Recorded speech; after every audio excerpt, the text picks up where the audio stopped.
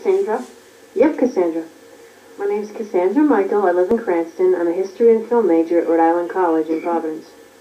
I'm here to speak out against all the bills.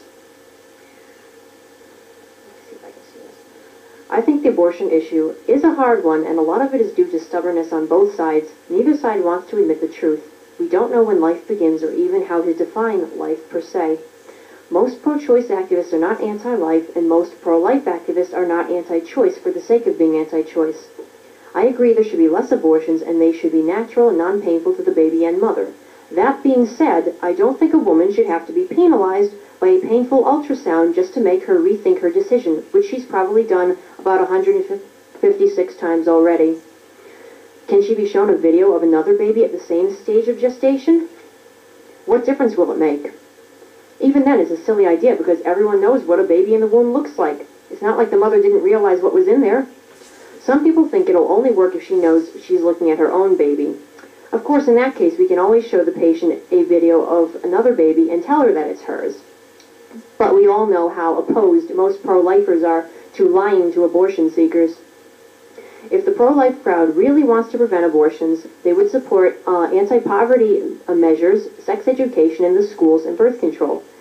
They might also try to outlaw abortion, but they would still be seen trying to pass these measures and promote these practices as well, but they aren't. I agree that a woman should have all the information beforehand before she makes an abortion decision, but suppose a rape victim has to go through another invasion. Couldn't we just educate patients without the invasive ultrasound?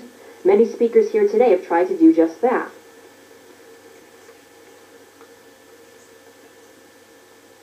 Abortion is never taken lightly. It's expensive, can be painful since it's surgery, and it takes time. No one undergoes it just because they don't feel like having kids. Furthermore, there's no reason an abortion procedure has to be violent or painful to the fetus or mother.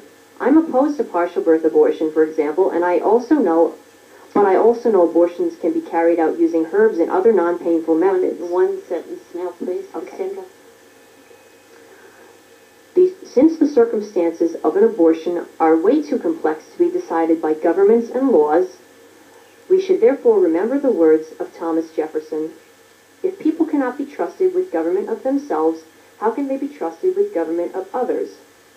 Thank you for the opportunity to speak, and I hope you have a good night. And I hope this doesn't take as long as the gay marriage hearing.